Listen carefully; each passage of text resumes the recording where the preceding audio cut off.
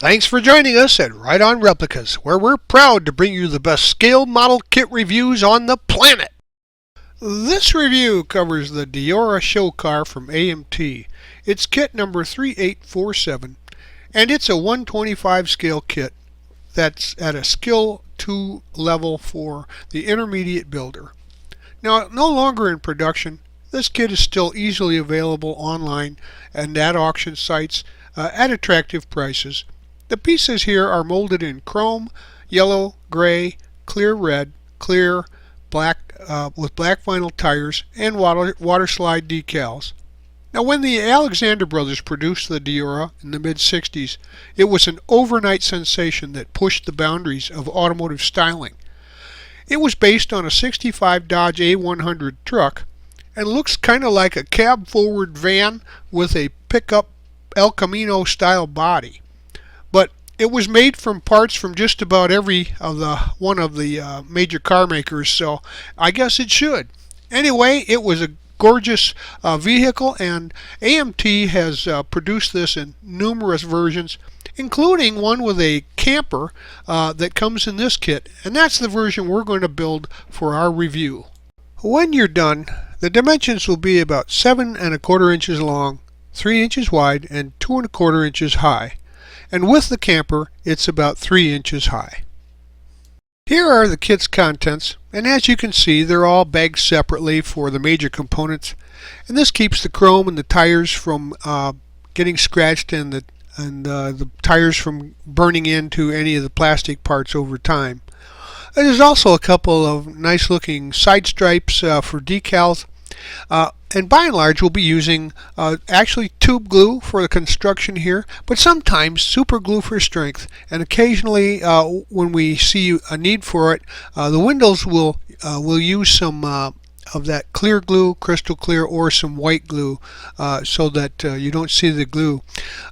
Please be sure to mind all of the safety and use suggestions by the manufacturers for any of the products that you see or hear used in the review.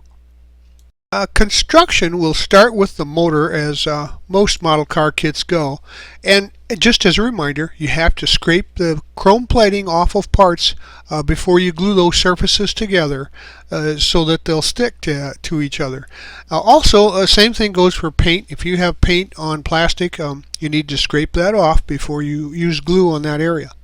Now, the engine goes together pretty easy. The block halves and the cylinder heads are glued to the top of the engine block there, and then that assembly gets painted gloss black. The valve covers then can be glued to the heads and the oil pan to the bottom of the engine. Now, the exhaust manifold is glued to the left side of the engine assembly, and the intake manifold glued to the exhaust manifold. Now, the carburetor also glued to the intake. Then you can see here in this slide a view of the passenger side of the engine assembly. Gather up these parts from the kit, and the timing chain cover gets glued to the front of the engine, and the belts and pulleys are painted a flat black. The belt is, and then they're glued to the timing chain cover, and the alternator and fan are glued to the belt and pulley assembly. Next, you paint the distributor gloss black, and it gets glued to the right side of the engine block. The engine assembly drying, we can turn our attention to the wheels, and the backs of the wheels are painted gloss black, and then they're installed into the back of the tires, and the front and rear custom wheels are installed into the tires and glued to the wheel backs. Paint the chassis gloss black, and then after that's dried, scrape the paint, find the mounting positions, and then install the engine into the chassis. Now, there's an optional exhaust system that I used, and it gets glued to the engine and chassis now, and the front leaf springs are slid into the front axle, making sure that the two nibs, as the instruction calls them, are facing to the rear. Now the front leaf springs get glued to the leaf spring posts on the chassis. The stock exhaust system is shown here aside the completed custom exhaust system and chassis. Now get the parts out for the rear suspension, and we're going to glue the top and bottom of the rear axle and differentials together there. And once they are dry, paint those gloss black. Then the rear leaf springs are glued to the chassis. Remember to scrape the paint and the chrome plating. And then the rear differential is glued to the leaf springs. Now, simultaneously, place the drive shaft into the pumpkin there, and then into the transmission, and then the rear shocks can be glued to the rear axle differential and the chassis mount. As you can see here at the bottom of the slide on the side of the radiator there, there's a little flash, so just take a hobby knife and trim that off, and then we can finish that off.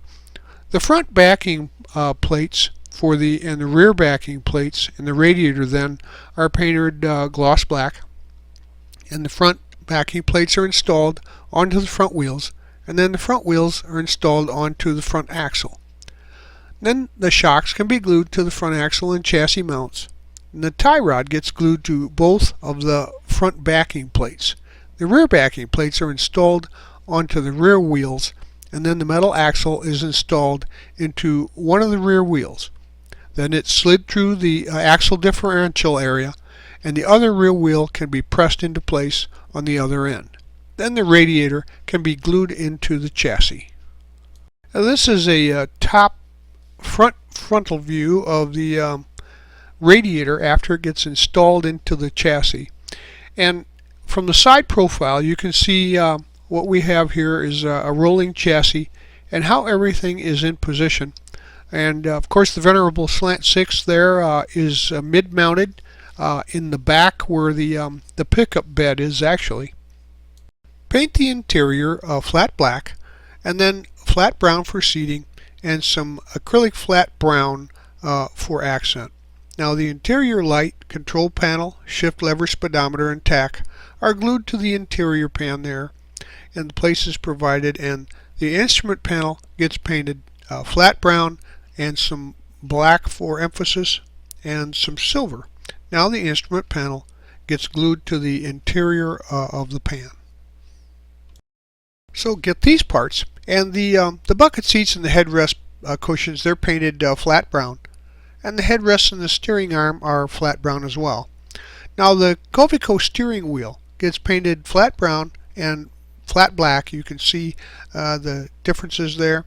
And then the bucket seats are glued to the interior pan, and the headrest cushions are glued to the headrests, and then those assemblies glued to the bucket seats. Now the steering arm can be glued in the driving position or the out of the way position. And by the way, that was quite an engineering feat because the roof did not have enough strength to support that big window being moved out of the way, so they put it on a large pivot and beam, and that's how it worked.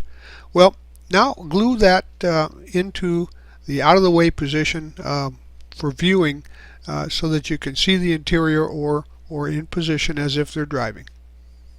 Now we'll assemble the camper, and the camper door gets glued to the camper there shell, and then I sprayed it copper metallic to match the body, and then around the windows it gets detailed with some gloss black, and the interior is painted flat black. Now the side windows, front and rear window, and the door are glued into the camper with some clear part cement or white glue.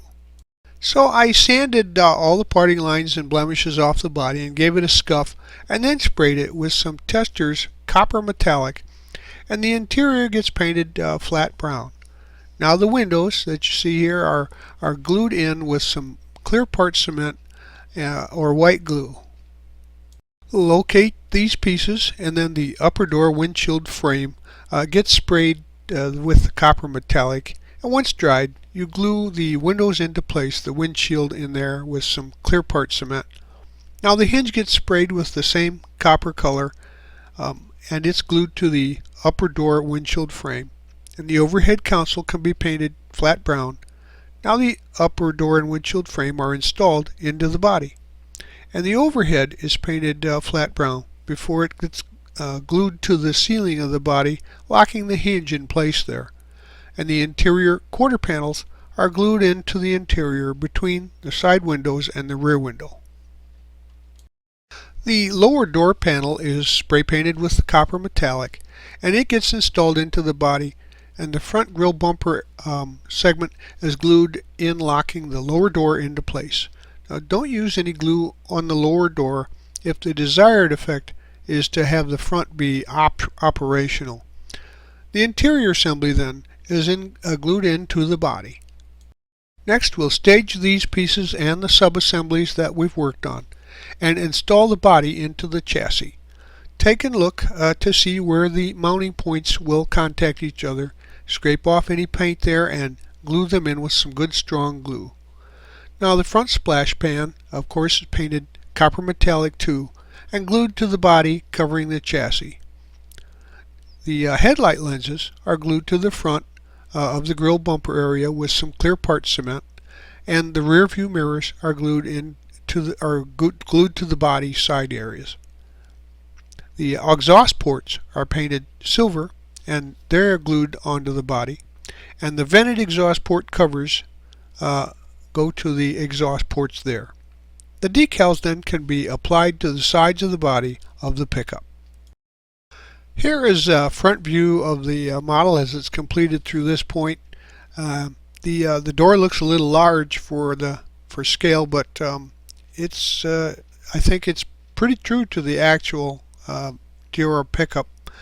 And the passenger side front view can be seen here, and I think it looked pretty good in copper. It was a good choice for this model. So get these parts out of the kit: the rear bumper, the taillights, and the rear pan. And of course the rear pan is metallic copper, and when dried we're going to glue the bumper, glue that to the back end of the vehicle, and then glue the bumper into place, and the taillights are glued to the rear bumper grill kind of area there as well, with some clear part cement. So at this point the DEORA itself is complete. It was a stunning example of automotive design for its time, and it still actually looks pretty good, and was an engineering example too for the makers at that point. And Chrysler was really excited when the DEORA hit the showrooms for display. And now we can fit the custom camper to the DEORA. And also a cautionary note here: when I was placing that into position, it ended up scraping off some of the decal on the side panels, so I actually had to use some of Solvaset there to remove the decals because they were damaged. So you may want to clear coat those into position and or be very careful when setting the camper into place. Well, there you have it. Our DEORA camper is special, is complete, and there were no real fit issues with any of the parts here. There were some seams back by the taillight area that probably should be filled and smoothed off before you paint, though. But overall, everything goes together well, and it's a nice looking example, one of the latest in the releases of the DEORA versions, and so if I were you, I'd buy one and put it on my shelf. We hope you liked this special presentation of a classic vintage kit, step-by-step model kit review. And so that you don't miss any more, please subscribe to our YouTube channel. But you can find us on Facebook and at our website, rightonreplicas.com. Thanks.